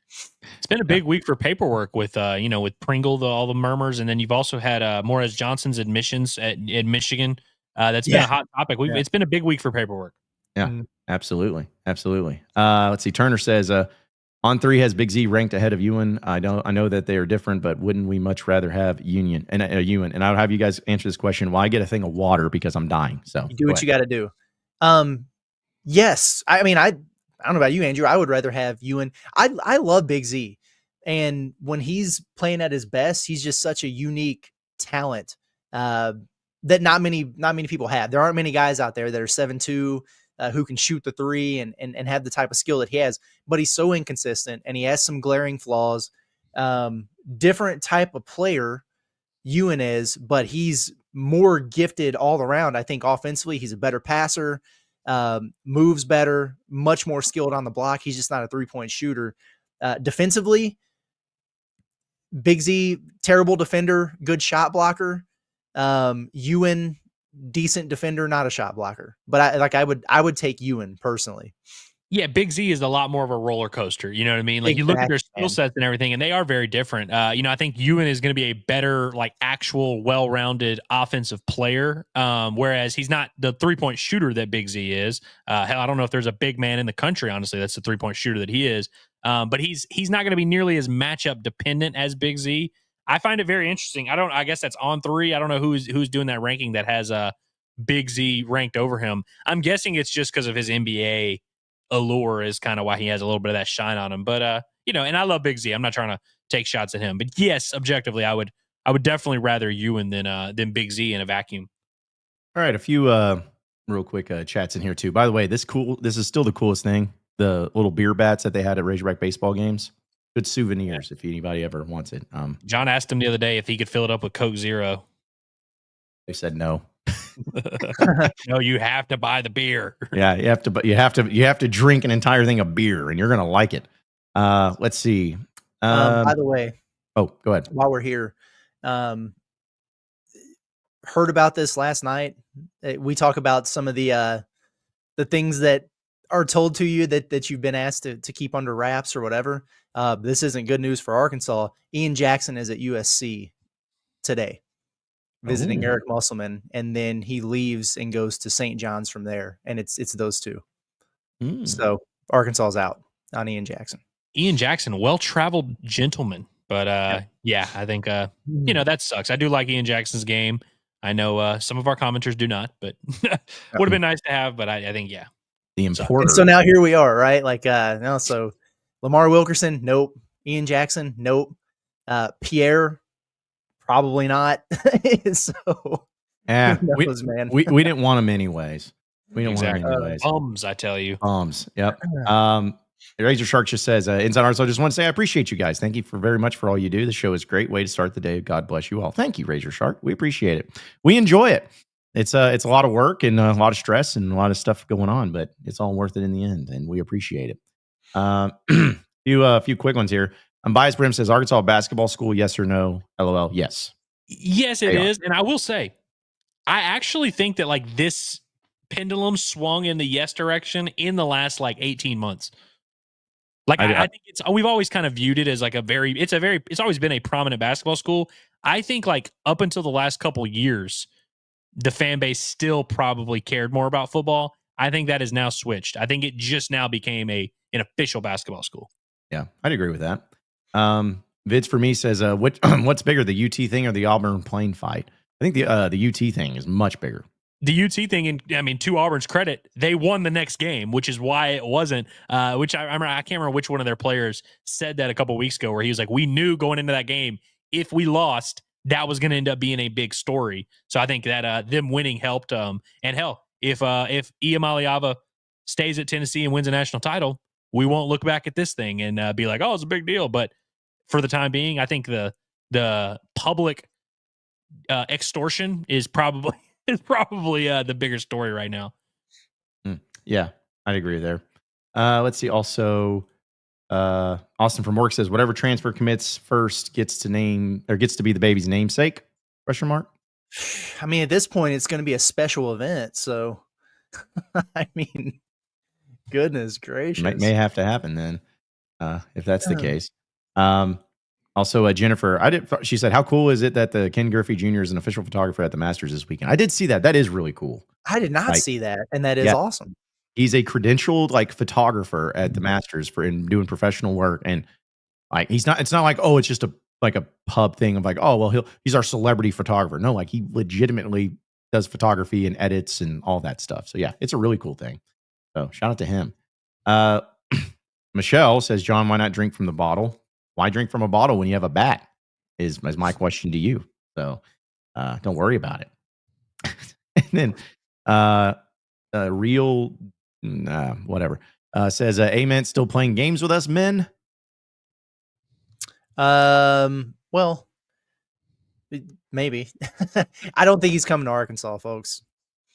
Man. So yeah, but like we said, I think we said on this show yesterday, if not, I said it on the pod, it all runs together. But I just, with Cal and freshmen like this, he's not going to let go. You're going to have to cut the rope and let go for him. Like John Calipari is going to try to remain involved with a guy like Nate Ament until he says that he's going somewhere else. Is he going to up the bag for him to try to get him or what? Like, I don't know. But I think he's going to Duke. And if he's not going to Duke, I think he's going to Tennessee. And then if he's not going to Tennessee, then maybe we can talk about Arkansas. But that's kind of where I handicap things right now. It's changed a lot, and I get it, but it feels like we might finally be getting close to zeroing in on decision time for him. And I don't sense as much momentum with Arkansas as I did, probably a week ago or even, going into the weekend. Yep. Again, Freedom Friday, folks. So any questions, anything and everything, sports or non-sports related you want to ask, better get them in now or forever hold your peace because we're moving through them. Shout out to Quinn, another super chat. Appreciate you, man. He says, it's also been 4 years on this day since my mom died. She died from alcoholism. Y'all have made me smile today. So thank you. Well, Quinn, man, that's tough, man. And we appreciate you. I know we like to take our, little pot shots at Auburn, and at least I do, and we have fun with you. But you're a great dude, man, and hang in there. I'm sure that this is a really tough day for you, but I'm glad that we could help you out, and just even if there's a small capacity, we appreciate you, man. Yeah, no, Quinn, you're good people, buddy, and we appreciate you. Thinking about you, I hate to hear that. My mom passed due to an overdose about 7 years ago. So it's not fun. It's tough. And I sympathize for you on a day like today, man. I hate to hear that, bud. No, hang in there. Now I have to I take back all the mean things I said about Auburn. I hope you get all the players that you want, but just for today. But yeah, appreciate you, Quinn. Also, Mitchell says, Curtis, I'm stuck inside selling insurance on this beautiful Friday. Going to need some positive news, sir. Man, what could be worse than that? Jeez. Here's the positive news. When you step outside, it'll be nice and sunny out, and the sun, the warmth of it hitting your skin will feel great. Arkansas baseball plays today. There's some positive news. You're asking about portal stuff. I got nothing, buddy. Yeah, don't be dependent on basketball news because we can't offer any promises there. Yeah, there's no such thing as that. As far as here's what I'll say. In portal. Here's my positivity for you for Arkansas basketball. When all is said and done, and the dust settles, they're going to have a top tier roster put together. Do I see the vision right now or where this is headed? Nope, sure don't. But it's going to happen. It's never not happened under Cal. Like they're going to get it figured out. Even the sources, I know people hate that word, but it is what it is, who were warning me last night about Bruce Pearl and Malik Diahn and everything like that. Everyone was saying the same thing. Like, Cal's going to get his guys. It's just going to be weird. Mm-hmm. So that's the mindset that I'm operating on. I get it with people being like, can we get something here, please? I feel that to my core. Also, some other ones here. Let's see. Vids for me says AE. Will we get any more baseball watch-alongs? Yeah, I mean, the season's still young. And you're not going to get it this weekend. I'm going to be traveling, but I will be putting out content, but not live watch-along content. I'm trying to think. So I'm going to travel to LSU. So I probably won't do anything like, watch along then. I can maybe do a watch along for the Florida series, something like that. But if nothing else, I mean, we're going to be doing our recaps, our live recaps. But, in terms of watch along, nothing this weekend, but it's definitely something we can explore down the stretch. Yeah, because I saw this from Camel Hog. It says, if baseball does win the Natty, will we get a live stream from the parade? My brother in Christ, we're going to live stream for days straight of everything going on. Are we sure they're going to do a parade? Dude, They absolutely. do a parade. Absolutely. Yeah, I they mean, did a parade and too. I feel like U of A. Do college teams do that? Mhm. I mean, I I remember, wouldn't know. I've never been alive for one of these things, so I don't know. But I mean, Kinda think it was a like night. like, for instance, was there a parade in Knoxville last year after they won a title? Well, that I don't know, but I do know that Arkansas in 1994 when we won it in basketball had a parade, like all the way down college, like straight the whole thing. So yeah, they better have a parade. We better have a float at the parade. Matter of fact, like if once they get to Omaha, I'm going to be like really heating Oliver up about that. Like, hey, make sure that we're somewhat involved. But no, I don't know if the U of A has any say in that. We'll be shot dead at the parade. We'll be sniped from the crow's nest wherever it ends up being. But yeah, we'll walk with them. We'll just have to sneak onto the thing and just have some sort of instrument playing, like we're doing stuff. We'll make it happen. Let's see. And Heartbroken Hawk says, "Are y'all going to be at the spring game?" I plan on being there. Yeah, I mean, it's the biggest event of the year. What do you mean? Yeah, we'll be there. Yeah, I mean it's going to be a must see TV. It's part of the Woo Pig weekend next weekend, so that they're having. So there's that. We call it must see TV, but that sucker ain't on TV. So yeah, we got to go there just to confirm that it happened. Yep. Yep. It's because everybody else is not doing a spring game, so don't worry. It's gonna be that Woo Pig weekend vibe. Dude, by the way, speaking of spring games and not showing them whatever, how about Travis Williams the other day getting asked, "Hey, who's the guy that stood out?" And he's like, "I don't want to say anything because of the portal." It's like, I don't want to say any names. Did you see that? I did see that. Yeah, that's crazy. Oh yeah. I did see that clip. Like that was, I don't know. I talked about my Locked On this morning, but it was. I did not like the press conferences from Petrino and from Williams. Not to say like anything against them. It's just like, God, it does not make me feel great. It just really doesn't. Like sitting there talking about players that like, there's no depth or no, I have no idea what's going on. I don't know who stood out because we just don't have it. Like it's just, it's all really rough there. See a few more here. Let's see. Ty says, Curtis, my guy, eat those words if Nate Ament does commit. I'm going to need you to be specific and tell me exactly which words need to be eaten. Because I will. I just need to know which ones need to be eaten. Was it the Calipari's not going to let go of a freshman until he lets go of them and commits elsewhere? Was it is Calipari so obsessed with freshmen that he's going to up the bag to make sure he gets him? Is it seems like he's trending in a different direction now than he was a few days ago? I just need specifics. That way I know what to eat and how to prepare said dish. And then I'll do that for you for sure.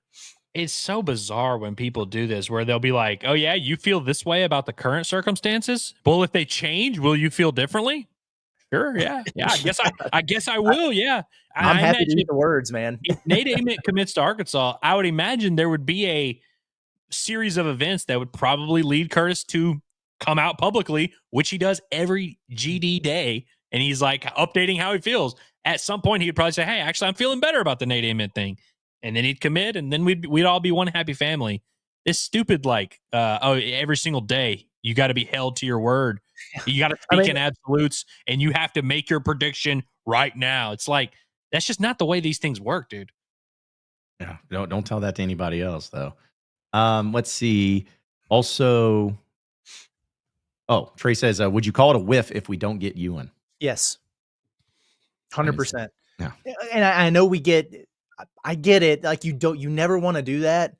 And with Morez Johnson, for example, when he went elsewhere, it was, they're not going to pay him that much. He wasn't worth that much money. So, okay, sure. You didn't want him anyway. With Keyshawn Hall or whatever, it was not, it didn't make much sense. He wanted 2.5. No, hell, go to Auburn, whatever. If you miss on Ewan here, I don't care what Bruce Pearl offered him. You don't have a center, man. And it's mid-April at this point, and you don't have a single one. And if you were the favorite and, you were in the driver's seat and we weren't hearing buzz for anybody else, and in the midnight hour, Bruce Pearl comes and winds up getting him, yes, I will 100% call it a miss, and I don't give a damn what anybody says. it would be a miss. Absolute whiff. Let's see. Barry just says, kudos all three of you guys. This UK grad tunes in every day with you. And I know I am not trolling. Kyle has earned my respect. I always root for his success. You guys were a pleasant bonus. Hey, thanks, Barry. Appreciate that. We got cool. Kentucky fans that can be nice. See, Whoosh says, will you guys be in Omaha no matter what if the team makes it or not? No. Absolutely not. It ain't that kind of event. No. It's not a would not need the Hogs there. Yeah, we need the pig there if we're gonna go. Especially because if Arkansas's not there, that means we're devastated and heartbroken and pissed. Yeah, there would be nothing like weirder. And I guess to steal from Theo Vaughn, it'd be like, the guy that goes to the playground with doesn't have any kids and just goes there. It's like, that's kind of the vibe it'd be. It's like, if you have no reason to be there, why are you there? It's weird. I just love baseball. No, you don't. No, you don't. You love spending money and you got an ulterior motive to it. So Kate says, well, the Frozen Four this weekend, any chance Arkansas hockey ever goes D1? They should. Yeah. They won't, but they should. Yeah. Because I just don't geographically, I just don't think it makes sense. Like, what would they do? Play Big Ten hockey or something? You know what I mean? But if folks haven't gone and checked out their, the club team play and everything, it's an awesome time. And they're really good. When I was at Lindenwood, what was like the ACHA or something. I can't remember exactly what the league was called, but I mean, it was serious business, and they'd have national tournaments and everything like that. And Lindenwood was always really, really good, and they would play Arkansas, and Arkansas was really, really good. And that stuff is fun, man. College students, especially, and I know we have some who listen to this show. If you're not tapping in on that, you need to be, because you go out there and, you have some brewskis and you watch a little hockey, and those guys are, fighting each other on the ice and everything. It's a good time, low key. Shout out to Big Pig ASAP. He's a Razorback hockey alum. Love that. Is he really? Love that. Yeah. See, I did not know that. Yeah, that is awesome. By the way, speaking of, remember the thing we were talking with the fishing team at the U of A? They've reached out. I'm having a call with them early next week to get it set up. So let's go. They're gonna make fishers of men of us at some point. So I'm very excited about this. I got to pull this up too, guys. Jakota, our guy Jakota, just tweeted this at us. I don't know if y'all saw it, but I went ahead and put it together. Oh wow! Your thoughts with the bobbleheads, or I assume this is bobbleheads, but why is Curtis so little? Yeah, that is why is Curtis so little, bro? I'm sure. I love the suitcase element to mine. Thank you, Jakota. Jeez. Also, I've seen a lot of these, and they are cool. Where did this come from? Because I've seen a bunch of people like tweeting out theirs. How do you do that? Do you ask AI to do this, or? Oh, okay, yeah, he just said AI did it. Dude, I love that. I might actually make that my profile picture. I like it. Okay, I got questions. I'm not complaining, but like, why do I have such a massive schnoz? Like, what is mine? The one feature I feel like that no one's yet to make fun of me for is my nose. But yeah, I got the bigger schnoz of everybody. I think it's the Pot at the Palace logo that has me short. It must be, yeah. Well, then the Bombastic podcast is just like the head that still is on a 6'4" guy. Even my name is short, bro. This is crazy. Yeah. That's awesome, though. I love that. Yeah, I do too. Yeah, I saw this and I'm like, man, there's just so many questions. Like, yeah, Andrew, you're a good looking guy in this. I mean, in real life too. I kind of look like a rocket, man. Yeah, like you look like you look like a true like baseball player, like that's still playing, but is just rooting on his team, the Hogs, at a home game, something. I look like Dansby Swanson, bro. Yeah. Yeah, like I don't know. Again, I just don't know why my nose is that big. That's the thing I can't stop focusing on. It's like thing is just like just a schnoz beyond belief. Thank you though, Jakota, for that. That's good stuff. Yeah, we appreciate it. All right, just a few more here. Quinn says, I'm gonna go to Omaha if Auburn makes it. Would be cool if we were both there like a couple years ago when we both made it. Yeah. What happened, Andrew? What happened in that game between Arkansas and Auburn in that World Series? Peyton Stovall had 5 hits. Will McIntyre shoved it right up their cram holes. Yeah. It was good stuff. What was the big fella's name from Auburn? Sonny DeShera. Thank you. Gosh. His walk-up song was Che La Luna. It was really good. Yep. Yeah, that was a unit. Whitty says that it would be more accurate if the suitcase was missing. Yeah, true. Thank you, Whitty. Valid. Yeah. Hey, I got the suitcase back though. Okay. See, I feel like I missed a question that was being asked in the chat, but I didn't start it. Seth is saying context for my question above. Arkansas didn't make Omaha 21, but we were number one most of the year, plus the Elite Eight run in hoops and 09 win. I'm trying to find your question, buddy. He asked if this would be the best. Oh, here we go. If Arkansas made Omaha, yeah, would that be the best recent sports year? So really, I think 2022 would be the year you need to go for, because Arkansas went to Omaha that year, went to the Elite Eight in basketball, and they went 8-4 in football that fall. No, it was the 21 football season. So it'd be the 21-22 academic year. What I just said, right. The 2022 season, they went to Omaha, they went to basketball Elite Eight, and they had gone 8-4 in football that year in 2021. Sorry. Like the fall of 2021, spring of 2022. Like 2021 was like the COVID year football. You had baseball was number one, but they choked. I think basketball did go to the Elite Eight. But I think 2022 would be the athletic year that like is probably the best in the last decade. Yeah. For some reason, I thought you were saying that it was the fall of 2022 that was the 8-4 season. No, that's my bad. But yes, like it's like 2025 this year, like this athletic year, the 2024 football season is what you'd reference. So I think for 2022, would be the year that had like the best all around. If Arkansas, I think baseball would have to like win the Natty for that to qualify. If they just went to Omaha, I'd probably still take the 2022 where they had Omaha, Elite Eight, and they were better in football. Yeah, 100%. Like it would take a championship to get to that point. So yeah. All right, guys. Any final thoughts? Any other chats? Anything else that's in the mix before we roll out of here for the week and get to the weekend? Stay on visit alert. That's all I got for you. I like that. Curtis. There's a very real path this weekend to Curtis being completely dialed in and like ready to work all weekend without having to like really do anything, which is the worst spot to be. Like when you're in the foxhole, you kind of want a war to break out. You know, if you're in the foxhole and there's no war, it's like, damn. So I hope for your sake, Curtis, that you get to put out a lot of good content this weekend. But I'm going to rattle through a couple baseball questions that I saw here. Sweet Arkansas gal was asking, when does Gage get back? And our boy David was saying, we're going to get that wood this weekend. He will not be getting on the mound this weekend. He is out for the series, according to the SEC availability report. By the way, Rocco Pepe listed as doubtful. So Gage not coming back this weekend.